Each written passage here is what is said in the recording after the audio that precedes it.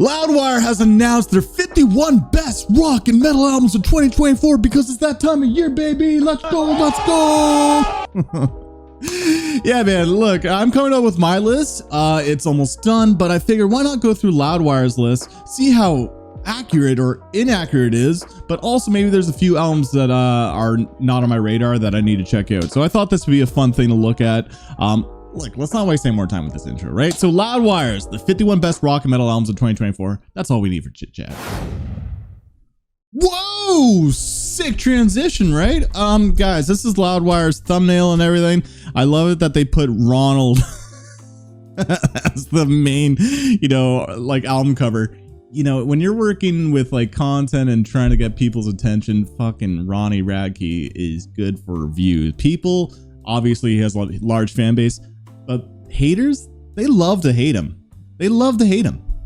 It works. It works. Just saying. Okay, here are the 51 best rock and metal albums of 2024. First up, we got Green Day.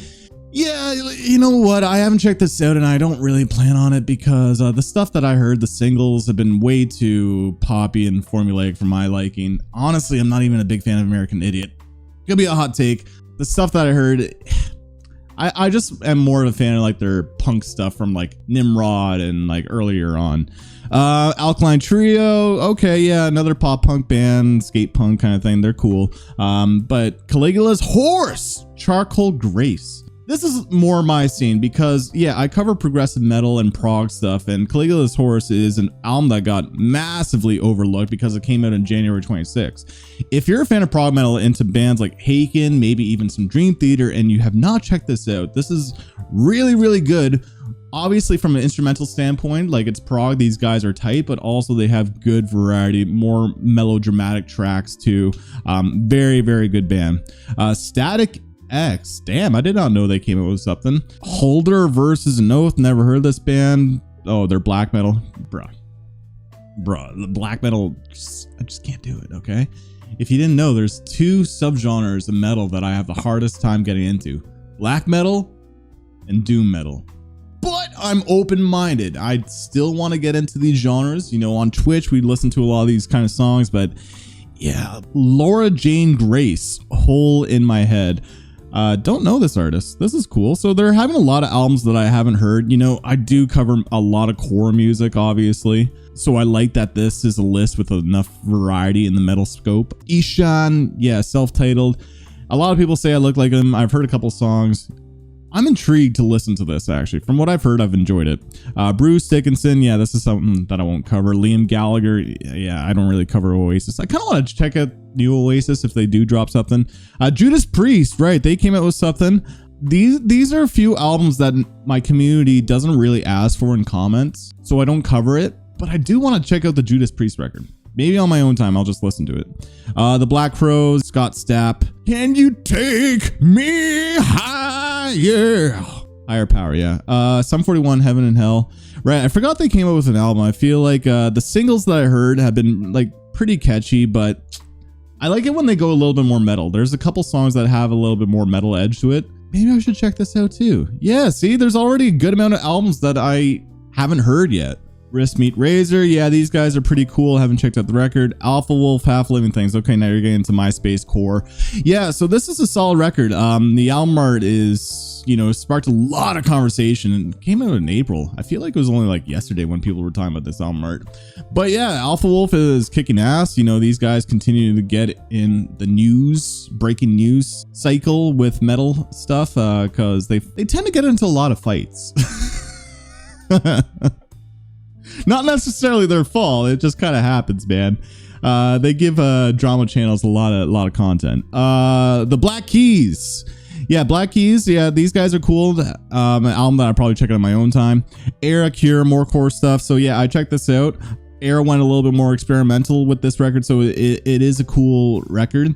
It's not my favorite from Era personally. So spoiler, you might not see it in my top 10. We'll see. High on Fire. Cometh the Storm. Is this power metal? Oh, it's sludge. Pearl Jam, Dark Matter. You know what? I do want to listen to this, but to be completely honest, I am so conflicted about Eddie Vedder's vocals sometimes. Like, don't call me daughter. Like, he's got such a distinct style. Maybe a lot of people love Pearl Jam. It's a band that I never necessarily loved back in the day, but I want to get into them. I've never checked out a full album from Pearl Jam, so this could be a great starting point maybe.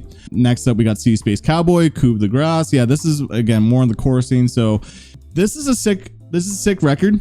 It's bringing back that old school post-hardcore elements. You know, they call it revival core because it's, yeah, bringing back the 2000s point A to point B structures, very eccentric, aggressive music with like high-pitched vocals. It's not for everybody, but I like what they're doing.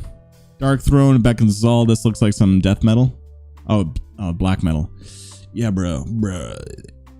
I can't do the black metal stuff. I'm trying though. I'm trying. Return to Dust. Never heard of this band. I like that album art though. Who is Return to Dust?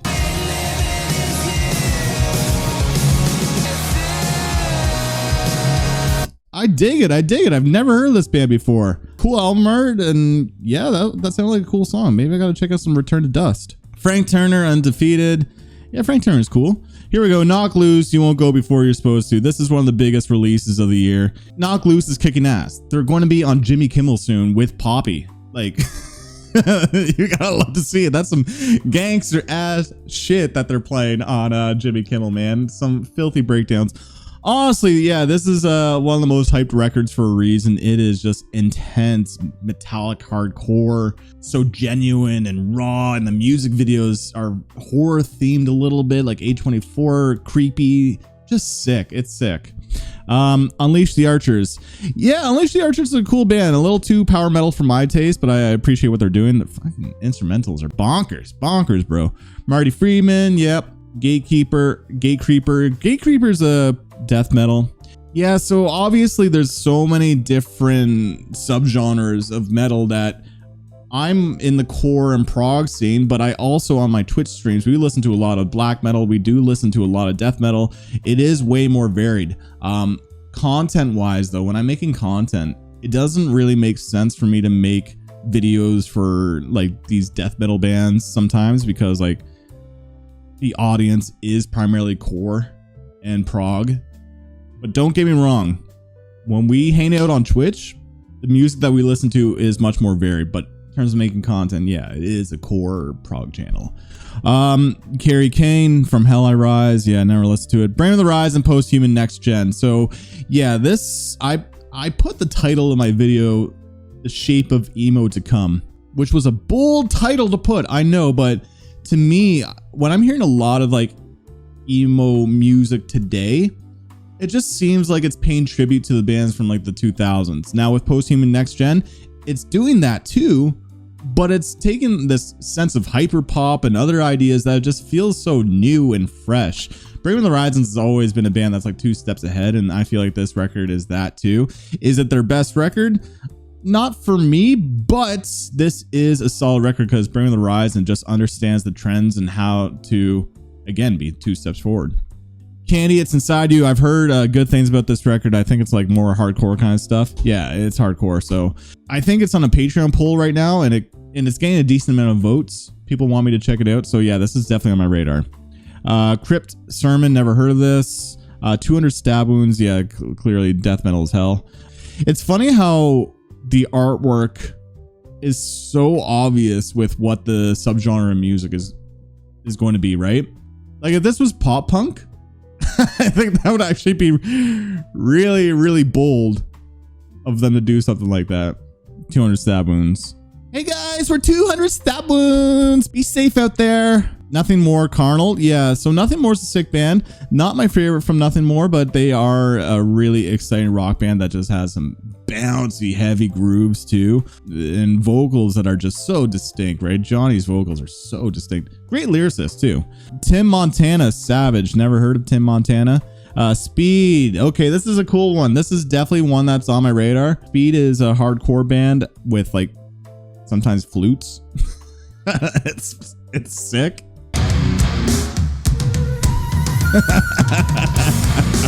I love that. It makes me think of like Metal Gear Solid 3, like if the nerds watching, you know what I'm talking about. But yeah, Speed, I think they're one of the more exciting hardcore bands out there right now, because when I listen to hardcore music, a lot of it just sounds like recycled patterns. Now, when people listen to hardcore, they don't really expect the most crazy kind of instrumentals. But for my personal palate, it's not even that they need to like shred or anything, but I just appreciate when there's creativity or something that's a little unorthodox, right? So having some flute and that whole section of that song is sick. I like Speed. They're picking up a lot of traction too, being on tour with like Knock Loose. Yeah, I gotta check this out. Also came out on my birthday apparently, so I should have done that. Jack White, No Name. Yeah, Jack White, like, I don't really care for his solo stuff, at least from the stuff that I heard. Powerwolf, Power Metal, yeah. Smashing Pumpkins, Gory Mori May. Yeah. Is this a good record? Like, really? Like, I do like Smashing Pumpkins, but I feel like since people don't really talk about their new stuff too much, maybe it's because, like, it's not as exciting as, you know, the early, like, or the 90s stuff that we grew up with, or a lot of you guys are watching your babies, but you know what I mean, right? Maybe I should check this out sometime. Valiant versus Popular Monster. Let's go. I love the album art. That's just his mugshot, man. Like, Ronnie is such a troll, and he has so many haters, but he has way more fans. The thing is, like, the dude's fucking hilarious. His TikToks, some of his TikToks make me laugh out loud. Okay, but the album itself, yeah, this record, it's a lot of fun. There's a lot of reasons why they're selling out so many shows, playing big arena shows, festivals, and other things, right? And this record is selling so many copies. Every song feels a little bit different, although the breakdowns are quite samey after some time. That's one of the things hurting it. Another thing that's hurting it is that some of the songs were released like years ago. It lost a lot of traction or steam for me when checking out the album, but it's a fun record, man. I enjoyed it. Nile, The Underworld Awaits Us All. Nile's a cool band. Haven't listened to this yet. Unto Others, Never Neverland. Yeah, this is cool. Black Dahlia Murder, Servitude. I feel like a lot of the albums that I personally checked out aren't going to be on this list, so I'm going to talk about it at the end of this video, or at the end of this list rather. But yeah, Black Dahlia Murder, I haven't checked this out, and I'm not going to lie, maybe because Trevor is not in it, I maybe lost a little bit of interest. That's me just being super genuine. And even though I'm not like the hugest Black Dahlia Murder fan, I just know of Trevor and his legacy, so it just, you know, I still want to give them a shot. Obviously, I just fell off my radar. That's just the genuine answer. Chat pile. Yeah, I think someone said it's like Norm Macdonald core. One time I remember I was under the influence of the demon rum and punching my newborn in the face. Oh, rest in peace to one of the goats, man. Norm Macdonald's one of the funniest comedians. Anyway, Chat Pile's a band that I really did not like. I gave them very, very harsh reviews on Twitch, but since then, their music is slowly clicking with me. I do want to check out this record. Some of the new songs that I've heard off this record are pretty cool. Blood Incantation. This is one of the records that are so high up on my priority list. I don't think I've heard one song yet off this record because their songs are like really long. This is a very progressive band. And on the Twitch live streams, I have like an 8-minute cap because if someone requests a song that's like 20 minutes long, that just kills the vibe of the stream. But yeah, I know a lot of people are talking about this and hyping this up. I think I could have heard a couple tracks. I'm not sure, but yeah, I see all the hype and praise for this one, so it's definitely on my radar. Drug Church, Prude, never heard of it. Jerry Cantrell, I Want Blood. That's kind of a cool album art. Devin Townsend, Power Nerd. Yeah, I don't cover too much Devin on my channel. I saw him live. He's insane live, man, but I don't really listen to his music too much on my own. The stuff that I've heard hasn't gripped me, but maybe I just need to listen to an album start to finish to really appreciate Devin Townsend. But he's Canadian. His live shows are awesome. Respect the hell out of the guy. The Cure, yeah, a lot of people are talking about this Cure record. This is something that could be on my radar. Actually, let me cue a little bit of The Cure.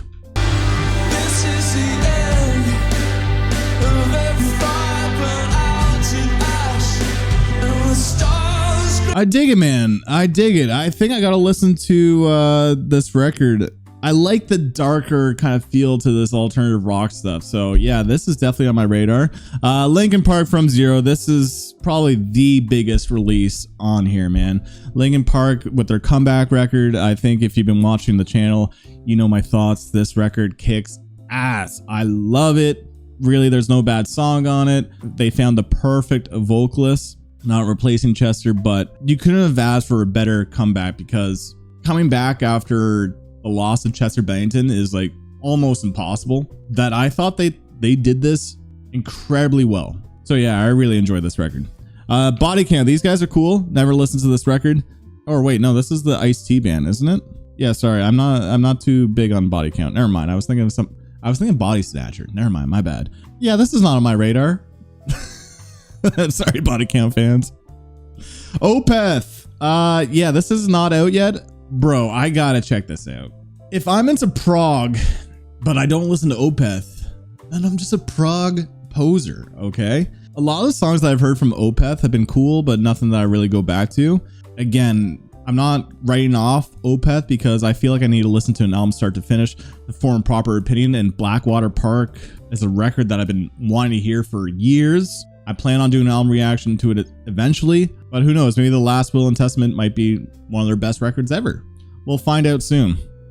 Oh, and that's it. That's it. And this is just 2023. Wow, they missed a lot of albums that I covered. So let's talk about the albums that I covered.